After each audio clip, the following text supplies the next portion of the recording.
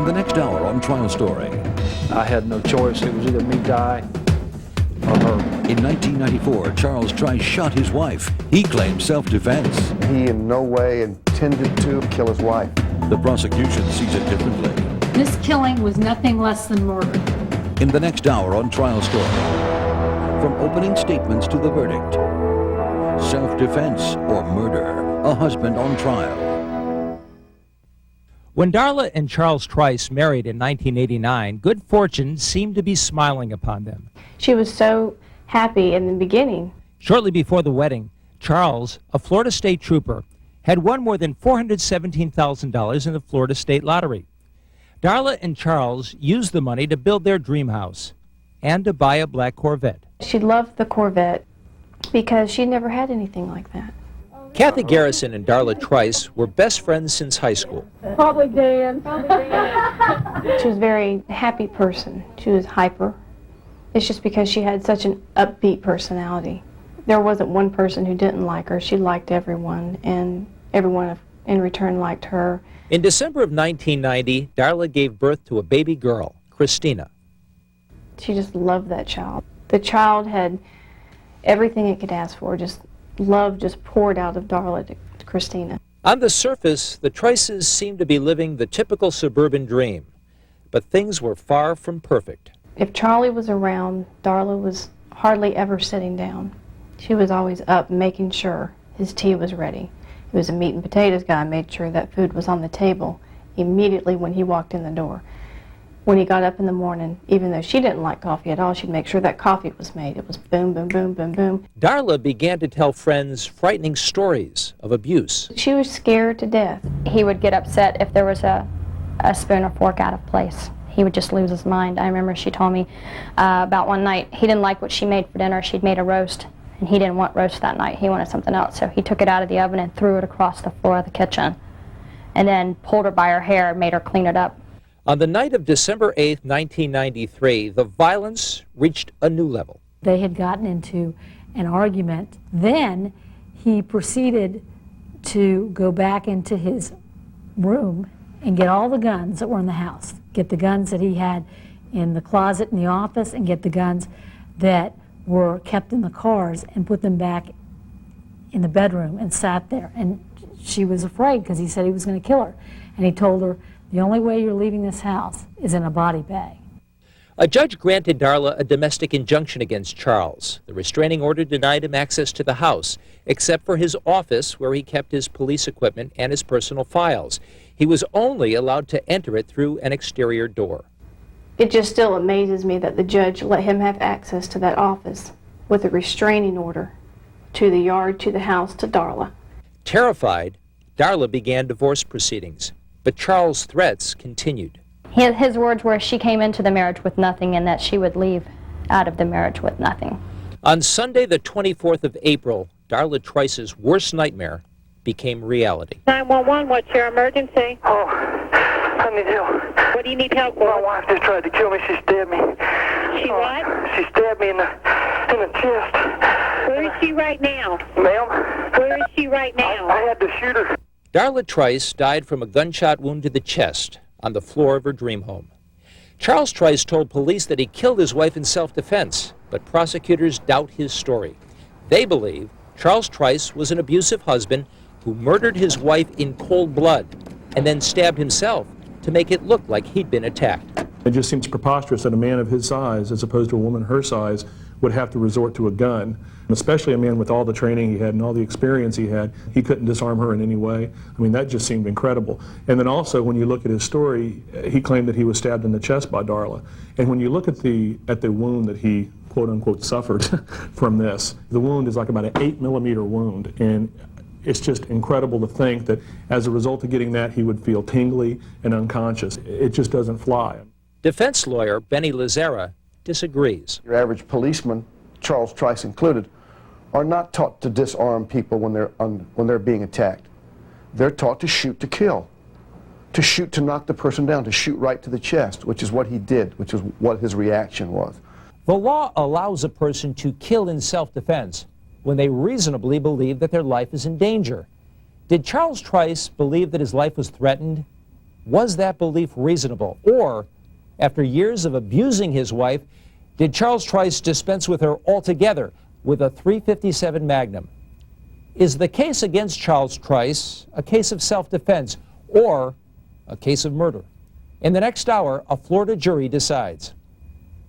Karen and Nick Cox are more than just co-prosecutors. Somewhere around a year and a half, 2 years ago, the Florida Supreme Court actually affirmed our marriage in an opinion, saying the fact that having married prosecutors on the case, as long as it's not referred to or made a feature of the case, it's appropriate. They met 7 years ago in the Hillsborough County District Attorney's Office and have been married since 1990. It's a good situation really for the people of the state of Florida too, because they're really getting their money's worth out of the prosecutors, because this is all we talk about while we're in trial. So I enjoy it. I like it a lot. How about you? Yep. You better say you like it a lot. And we're a good team. I think we work well together. Ms. Cox. Karen Cox delivers the opening statement for the prosecution. There's no doubt that this man killed Darla Trice. Was he justified in doing this? Deadly force is a last resort. The law requires that you use every opportunity to retreat, everything consistent with your own safety, to avoid a danger before using deadly force. And you're judged by the standards of a reasonably cautious and prudent person under the same circumstances. A reasonably cautious and prudent person must have felt that it was necessary to blow this 26-year-old young mother away. As Darla Trice lies in her grave, this man sits here and tells you it was justified, that it was necessary. Bloodshed was not necessary. This killing was nothing less than murder. In his opening statement, defense attorney Bennie Lazzara describes for the jury the moments leading up to Charles Trice shooting his wife. As he's in that office, in the closet in that office, facing the shelves,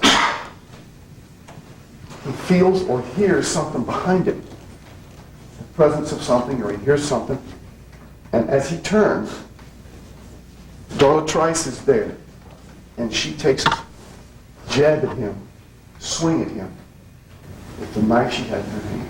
The premise of this defense was that Charles Trice found himself suddenly thrust into a circumstance where his own life was in danger.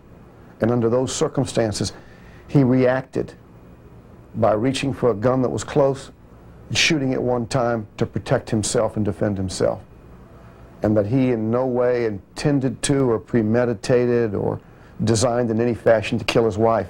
The state's theory, I guess, is that Charles Trice is a liar. He's not telling you the truth, that this happened in some other way. Well, if it happened in some other way, let's see how it happened. And if you don't know, if you have to guess or surmise or become a detective yourself, then the case is unproven. The first witness the prosecution calls is Dr. Margaret Keeler. She's the emergency room physician who treated Charles Trice's stab wound. Based on your knowledge of the stab wound and what you saw in your examination that evening, and the knowledge that you have that he was in fact right-handed, doctor, could this wound have been consistent as opposed to being inflicted by another person? Could it still be consistent with having been self-inflicted? Yes. Defense attorney Bennie Lazzara cross-examines Dr. Keeler. Can you say within the bounds of reasonable medical probability that this wound was inflicted by Charles Trice upon himself? No, I couldn't say that. And there's nothing inconsistent about this wound with him having been stabbed by another person, is there? No. She helped us set out our theory that this was a self-inflicted wound, because she testified right from the very get-go as to the angle of the wound, the way it appeared, the depth of it, given the fact that Charles Trice was right-handed, that it was consistent. She couldn't say it definitely was, but it was consistent with a self-inflicted wound. And right off the bat, that gets the jury thinking, he did this, he set it up. Sergeant John Kenneth Lane, a Florida highway patrolman and friend of Charles Trice, testifies about the defendant's behavior at the crime scene the day after the shooting. When you were back in the office at that time with Mr. Trice and the detectives, was the room still Did it still have blood in it? Yes, sir, it did. While you were there with him that afternoon, did he make any comments about the victim and the condition of the room? After we had spoken with the detectives and we came back in there and we were by ourselves, yes. What did he say? He said, boy, she really made a mess in here, didn't she? Later, Sergeant Lane testifies he told Charles Trice that he had some concerns about his version of the shooting. What did you say to him specifically? If you shot her from the position there in the closet, why is there no body tissue near the area of the closet? Why is there no blood spatter near the area of the closet? Why did the bullet not go straight through her and hit the wall? The bullet exited her body and struck a window approximately 6 feet to the left of the body. His response was that the bullet possibly had struck her spine and then was deflected to the left. Could you please tell the jury what you said to Mr. Trice? I asked Charlie if the knife wound had been self-inflicted, that it was starting to look consistent with something that I had read about before, and he said that he didn't have a high enough pain tolerance to self-inflict a knife wound on himself. When he testified in particular about walking around the crime scene with Mr. Trice the next day and seeing the blood on the floor and the comment that Mr. Trice made about, wow, she sure did make a mess in here, I think that had a huge impact because it just went to show how cold Charles Trice is and how cold he was on that day. This sort of testimony shows he didn't do it. If he'd have done it and planned it the way the state says he did, then certainly he wouldn't have been acting like this. This is just the strange reaction of a person who's been through a tremendous trauma. During cross-examination, defense attorney Bennie Lazzara questioned Sergeant Lane about his memory. When you were talking to Charles Trice on these occasions, were you ever taking any notes? No, sir. Were you ever recording the conversations? No, sir. Were you investigating this case as a law enforcement officer at the time? No, sir. Did you ever make any summaries of the things you've testified here that you say you remember him telling you in April of 1994? No, sir. None whatsoever. I didn't write any of that down. The prosecution calls Cathy Lough to testify. She's the 911 operator who took Charles Trice's call. Sheriff 911, what's your emergency? Oh, I need help. What do you need help My for? wife just tried to kill me. She stabbed me. She what? She stabbed me in the chest. Where is she right now? Ma'am? Where is she right now? I had to shoot her. The prosecution hopes the tape will show Charles Trice's lack of concern for his wife. How are you doing? I'm all right. When I talk to you, I do better. Okay. First thing first heaven, I thought I was going to black out, and I heard her standing there telling me she's going to kill me, and I thought if I black out, she's going to kill me. Okay, then I want you to stay on the line with me if it's keeping you with me and everything, God, okay? I can't believe this. Oh, my God. Okay. It's going to be okay. Let me send the deputies a little message and let them know what's going on. Oh, ma'am, I forgot to tell you, I'm a trooper. Oh, you're an SAP I'm a trooper with the Highway Patrol. Yes, ma'am. They should know the place. They've been out here before since this thing's happened. Okay, you work for FHP? Yes, ma'am. Trooper Trice. Charles Trice. Oh, my God. Okay, sir. It's okay. I just can't believe this. What else is going to happen to me? Just remain calm. It's okay. Oh, God. You never think you'd be in a situation. No, you don't. You don't. It's... Oh, my God. Oh, my God. Why did you do this? Stay with me, okay? Okay. It's going to be okay. Oh, my God. Okay, I'm going to send them a message so they'll know what's going on, okay? Yeah, I need to get some supervisors out here quick. Okay, I'm sending my sergeant. We need to get a hold of... You want us to get a hold of FHP? Yes, ma'am. I need Lieutenant Dixon out here. People tend to go back and want to fly spec a 911 tape and try to figure out how they would act and what he said wrong here and what he should have done there. We tried to get the jury not to do that, to take it for what it is, to listen to it from the presumption of innocence, not from this is a guilty person play acting, and listen to it from that perspective. Prosecutor Nick Cox calls Detective Robert Wooten to testify about the evidence that he collected from the Trice's home. First DA Cox and Detective Wooten show the jury the other knives found in Trice's kitchen, and then Nick Cox shows them the knife that Darla allegedly used to stab Charles Trice. And is that the knife that you see from the office area of the office? Yes. Of the house, excuse me, on April 24th 5th, 1994. Yes, and then the early morning hours of the 25th. If this woman's in a homicidal rage wanting to kill this man who's a trained trooper for 14 years, why is she going to choose a paring knife? I mean, why not choose a knife that's really going to do the job? I tried to point out to the jury that you could kill somebody if you stabbed him in where she stabbed him with an ice pick. The prosecution in this case was allowed to present evidence from a most unusual source, the murder victim. There were over 30 people who were able to tell us, hey, Darla said he's going to kill her. Darla told me to make sure that when she gets killed by Charlie, that her daughter's taken care of. You know, Darla said, don't worry when I get killed, because no, I'll be happy in heaven. Just take care of my child. People who get killed don't generally have that kind of warning. Because Mr. Trice and his attorneys chose the defense that he asserted, that being self-defense, that saying basically Darla attacked him first, then we can refute that by these hearsay statements. The argument being that, well, as a result of her fear and what he'd done to her before, she was too scared to ever attack him. It was the most difficult case I've had to try in front of a jury in 25 some odd years I've been doing this because of the hearsay. Dealing with that much inflammatory hearsay was a very, very difficult task. And there was a federal case that we relied upon that was directly on point that discussed the fact that in the cases of either self-defense, accident, or mistake, where that's claimed as a defense, that such hearsay statements can come in and should come in. There's no precedent in Florida. There's no case like this when this much of this type of inflammatory evidence has been introduced. Judge Barbara Fleischer warns the jury about the purpose of the hearsay testimony before it is introduced. While the testimony is offered to show the victim's state of mind at the time of her death, you are not to consider this testimony for any other purpose. You are not to consider this testimony as evidence of any act on the part of the defendant.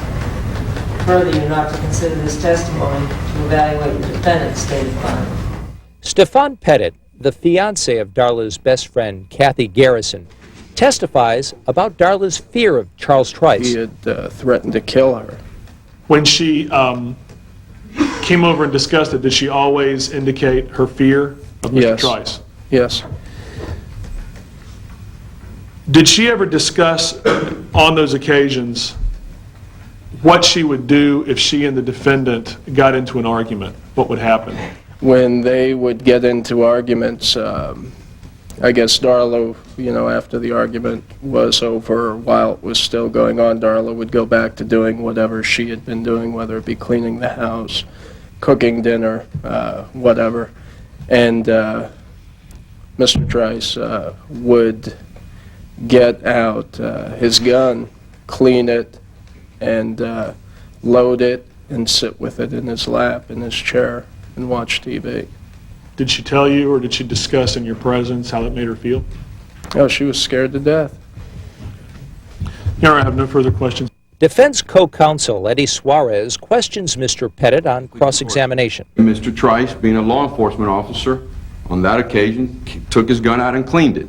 Not on just that occasion. This is on numerous occasions. That's what Darla Trice told Cathy, and you overheard? No, I was involved with that. That caught my attention. Prosecutor Nick Cox questions the witness on redirect. Did Darla ever indicate to you any concerns about the defendant having access to the office? Very strong concerns. She thought that with Charlie having access to any part of that house, that he would kill her. Mr. Pettit, during this conversation about the concerns that Darla may have had over Mr. Trice's access of the office, did she discuss with you how it is that Mr. Trice got to have access of the office? Yes, sir. She told you that there had been a hearing? Yes, sir. And the judge had heard her side of the story? Yes, sir. And the judge heard Mr. Trice's side of the story? Yes, sir. And after hearing both sides, the judge issued a ruling? Yes, sir. And that ruling was that Mr. Trice was allowed, had a rightful right to be, a legal right, I should say, to be present in his office that's adjacent to the house? Yes, sir. Cathy Garrison and Darla Trice were best friends since high school. In court, she testifies about what Darla told her about her fear of her husband. Because he told her on many occasions that he would kill her. Did she believe him? Oh, yes. Did he threaten her while they were separated? Yes. And how do you know that? She told me on many occasions. What did she tell you about that? On one occasion, which this comment went quite often, she told me that Charlie told her, when I kill you, I'm going to kill Christina and then I'm going to kill myself. However, when I do kill you and I don't want to die, then Christina and I will live happily without you. Did you ever suggest to her that she get a gun? Yes. Can you tell me about that conversation? We were talking about it, and I said, well, you've done all you can do. Why don't you just go out and get a gun? And she denied. She would not go do it. I said, Darla, I will teach you how to shoot. My ex-husband taught me how to shoot. I will teach you how to shoot. And she said, no. I'm afraid of guns. I will not even go towards a gun. Plus, if something happened and I was to harm her father, what in the world will I ever tell Christina? I could never do that to her. And I said, well, what if he harms you? You know, why don't you get yourself prepared? And she said, well, if he harms me, then I guess I hope Christina knows that I love her. During cross-examination, defense attorney Eddie Suarez points out that Cathy Garrison never heard Charles Trice's version of events. Of all the things that you talked to this jury about here this morning, Ms. Garrison, are things that Darla, your best friend, told you, right? Yes, sir. And in fact, you never talked to Charles Trice about those things, did you? No, sir. And you never heard his side of the story, have you? No, sir. Okay. And in fact, you never saw any, what you knew to be physical signs of abuse on Darla as a result of anything Charles Trice ever did to her? Only mental. When you parade that many witnesses to talk about the same thing and to create this aura of terror, I think it's very difficult after that for any juror to analyze this evidence the way they're supposed to in order to give an accused citizen a fair trial. Debbie Driskell was a neighbor and friend of Darla Trice. She testifies about the incident that led Darla Trice to get a restraining order against her husband. She was crying, and she said, he hurt me, I'm scared, come get me. And did you get her out of the house that day? Eventually, she kept on saying, I can't leave Christina. And she was standing there in shorts and a t-shirt, and she was shaken to death. And she started rambling on about Charlie took all the guns out of the truck, the police vehicle, and out of the office. He's taken all the guns, he's put them all in the bedroom, and he's in the bedroom.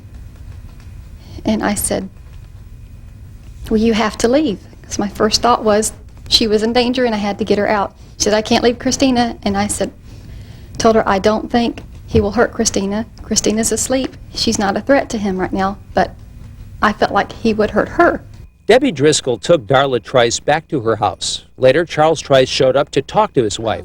The witness testifies she watched the conversation from a peephole. I couldn't hear what they were saying, but I could tell the conversation was getting heated, and Charlie was getting closer to her and closer to her. And it got to the point where she was up against my car. He wasn't holding her down, but she was backed up to my car, and he was in her face, and he was doing like this. I mean, at that point I opened the door, and he immediately stepped back and got in his truck. And as he was leaving, he said, I mean what I say, Darla. And he left. And she came in, and she was very upset. Did she tell you why she was upset? Yes. What did she say? She said that he told her that she would never be divorced from him. He would not let it happen, that she would die first. During cross-examination, Eddie Suarez's questions again focus on the witness's relationship with Charles Trice. Did you ever hear Charles Trice's side of his story as to what happened? I don't think he ever discussed what happened that night in detail. Okay. At least while I was in the room. Well, the answer is you've never heard his side of the story. Is that right?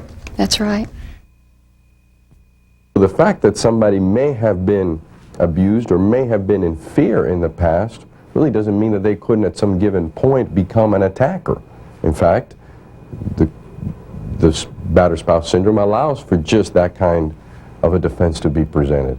Judge Barbara Fleischer ruled the battered spouse syndrome evidence speculative, and she excluded it from the case because neither the prosecution nor the defense could present eyewitness testimony of actual physical abuse. The defense begins their case with Rhonda Walker, an emergency medical technician who responded to the scene. I got out and started around to the compartment where the medical supplies are to get out the medical kit, and that's when Charlie Trice and the sheriff's deputy came out of the garage. And did you hear Charlie Trice say anything? Yes, sir. Tell the jury what you heard him say when you first saw him on April the 24th, 1994. He said, "Rhonda, save my wife. Do something for my wife." The defense calls Colin Graney to testify, an employee of the car dealership that the Trices used. He tells the jury about a fit Darla Trice had when he refused to give her the Corvette. There was obscenities involved in talking with me and talking about people that work at the dealership in terms of us not wanting to release the vehicle to her. She felt that we had aligned ourselves with Mr. Trice because he was a trooper and we service highway patrol vehicles at that facility. She was really beside herself. She was as agitated as any customer I've ever had to deal with. We're not used to seeing female customers in that kind of an agitated state. She was quite upset that we wouldn't even consider giving her the car. Darla's Corvette played a significant role in the emotions that surrounded their divorce. This car was very important to her. And if you track the history of their divorce, it really escalates when Charles takes the Corvette from her. And that's one of the things we wanted to show was because really the argument that took place on the day of the shooting focused on her asking for the Corvette back and him saying no. Coming up, the defendant takes the stand. From the first day he came in here, he wanted to tell his story, and I believe that his story had to be told too. Without him testifying, I don't think he had any chance of any acquittal. Tell the jury why you shot her. I had no choice. It was in defense of my life. It was either me die or her. I had no choice. Well, why didn't you run out of that closet? I wasn't able to run out of the closet. I was cornered. There was nowhere else for me to go. Why didn't you try to take the knife away from her? I wasn't able to do that. In the condition that I was in, I was already attacked and was already wounded. I felt faint. I felt lightheaded. Why didn't you shoot her in the arm or the leg? It all happened so fast, I didn't know where I shot. I didn't have time to take any aim. I just fired the weapon. Charles Trice testifies about what happened just before he shot his wife. And she just said, "I just want to know, are you going to give me the Corvette back now?" Because we had had some prior conversation about that. And I just said, "No, not right now."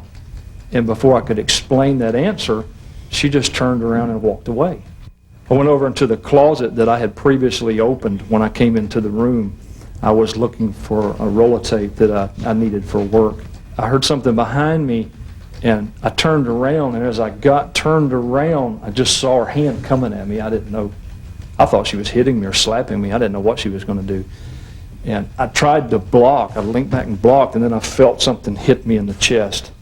And it all happened so fast, I didn't even see what it was. I didn't know what she had done to me, but I felt the pain go through my chest, and then my arms started tingling and getting numb. And I was stunned. I just looked at her. She had taken a step out the edge of the door, and I looked at her and said, "Baby, what's wrong with you?" And then she started yelling and screaming at me, and things started slowing down. I couldn't hear the whole sentences. I was just hearing words. What words did you hear her say? I heard her say something about I wasn't going to do this to her. She should have killed me a long time ago. Charles Trice tells the jury that he fell to his knees. And was feeling really faint. I didn't know whether I was going to pass out. I didn't know how bad I was injured. I really didn't know exactly where. I had looked and saw blood, and I had put my hand on it. And I put my hand on the wall because I was trying to arrest it, and I was thinking, If I pass out here, I'm going to die. I don't know. I don't have bad I'm injured. I don't know if I'm going to die from the wound. I don't know what she's going to do. Because she's standing out here ranting and raving at me. So I thought I need to try to stand up. I need to try to control my breathing. And I need to get out of this closet. So as I turned and I looked over on the shelf, I saw my handgun laying there. It's in a brown bag. So as I started to get up, I reached up and I got a hold of the gun. And the only thing I was going to do with the gun, I was hoping she'd just see it and know that I had the gun there and then she'd go away. But as I was starting to come up and stand up, I turned around and looked, and she's coming at me again. And I didn't have any choice. I just pulled the gun like that and fired it. I went to her as fast as I could. And I got up to her, and I saw that what I had done. Blood was all over the place, and I checked her breathing, and she looked like she was breathing all right. So the next thing I thought to do was get some help. And I grabbed the cordless phone, and I dialed 911. And while I'm talking to the 911 operator, I would go back in and I would check on my wife. Then I would come out in the hall and I'd check, make sure my daughter stayed. And I was trying to control both situations at the same time. Why didn't you give her some aid? Like I said, the first thing you're concerned about in a situation like this, of course, is your own injury. And the only thing that I could think to do for myself was just apply pressure. That's why there wasn't a lot of blood on me, because I kept applying pressure to keep myself from bleeding. Before you shot her, did you make any effort to tell her to stop or to use any verbal threats against her? I didn't have time. All right. The purpose of reaching over and grabbing the firearm was for that purpose, so that she could see that I had a firearm in my hand, and so that I would be able to show her and tell her, you know, back away, I've got a gun. But by the time that I came back around, she was already coming at me. I had no time to do any of that. Mr. Trice, did you stab yourself with that knife? No, sir, I did not. Did you stab yourself with any knife? No, sir. I think his testimony just demonstrated his fundamental arrogance in his belief that if he said it, it must be so. Prosecutor Karen Cox cross-examines Charles Trice. When you got the portable phone and started calling 911, what did you do to tell Darla? I talked on the phone with the 911 operator. She was asking me her condition. And I was relaying that information to her. Did you do anything? The operator was trying to keep me on the phone to keep me going, because the more I talked to the operator and the longer I talked to her, it was helping me. Did you do anything No, to help Darla? no. There was nothing I could do. Did you do anything to try to stop the bleed? The first aid that we have, I mean, that all sounds good in theory, but we have limited first aid training. You don't normally have to do anything unless you put a Band-Aid on somebody, but we'll cut. But you applied. I didn't know what to do on a wound that was serious. I was scared to death. This is the first time that anything like this has ever happened, and it's my wife. I've never fired a shot at anybody in 14 years, and the first time I do, it's my wife. I was freaked out. I didn't know what to do. But you knew to call to get your supervisors there, right? I called 911 to get help for my wife. And you asked for your supervisors to come to the scene. Later on in the conversation, we were talking about a lot of things, and yes, I did ask for that. I called to get help. How about comforting her while she lays moaning on that tile floor? I was busy going between her and back and forth to make sure my daughter stayed in that bedroom. I had her to consider, I had my wound to consider, and I had my wife to consider. There's so much going on. It's easy to sit here and try to pick it apart, but be in my shoes. And in your shoes, you're concerned about your injury and getting Lieutenant Dixon out to the scene. No, ma'am, that's not the way it happened. When you heard her moan, did you say anything to her? No, ma'am, I was in the middle of a conversation with a 911 operator. Well, the 911 operator already had your name and address. Yes, ma'am. And they were already on the way out there. I don't know at what point I heard her moan. I assume so, yes. Now, you knew that Darla feared you. No, ma'am, I did not. Darla had no fear of me whatsoever. Nobody saw Darla stab you with a knife, did they? No. Nobody saw me shoot her either. We just have your word and nothing else for the proposition that she stabbed you with a knife? Her and I were the only ones that were there. And in fact, there's no physical evidence whatsoever on that night that proves that she ever even had the knife. I don't know. And there's no physical evidence whatsoever to prove that this wound wasn't self-inflicted. Right? If you say so. I don't feel that way, but if you say so. So the only person and the only evidence that Darla stabbed you with a knife is what you say. And my wound, yes. Well, your wound says that you were stabbed. Yes. Doesn't say who did it. No. And that wound is perfectly consistent with a self-inflicted wound, isn't it? I think we heard testimony the other way, too. And as of November the 8th, the marriage with Darla, as you viewed it, was perfect? I wouldn't call it 100%, but it was pretty good, yes. He tried to paint himself as this loving husband in this wonderful relationship, and we all knew better. I mean, regardless of whether or not you liked the fear witnesses in the case, it became abundantly clear this wasn't paradise in this relationship. Coming up next, the verdict. The blood for Darla Trice is on that man's hands right there. That's the man responsible for leveling a .357 Magnum at her chest, pulling the trigger, and sending a lead hollow point bullet through her lungs, grazing her heart, and killing her. She had refused to arm herself when her friends told her to do it, to protect herself. How would she explain that to Christina? Yet we're to believe that Darla Trice chose to attack a trained law enforcement officer. Of all things to attack him with, she chooses this. She chooses this. A man who's a cop, been doing it for 14 years, and she's going to attack him. She's in this homicidal rage. That's what she picks. No, didn't happen that way. She didn't do that. If she was in this homicidal rage, this would not have been the knife of choice. One of these would. And then we see the devastating results of this knife attack. The devastating results of this knife attack. I mean, when you hear the defendant talk about this attack and talk about this wound and describe it on the 911 tape, my God, you think he got hit by a machete. What kind of treatment does it get? 1 stitch. 1 stitch. Folks, give me a can of Bactine and a Band-Aid and you can take care of what happened to Charles Trice. I was angry by the time we got to closing. I mean, his story was just so incredible, and I just got so ticked off. And my goal in my part of the closing was to show how preposterous it was, his story. It was just incredible.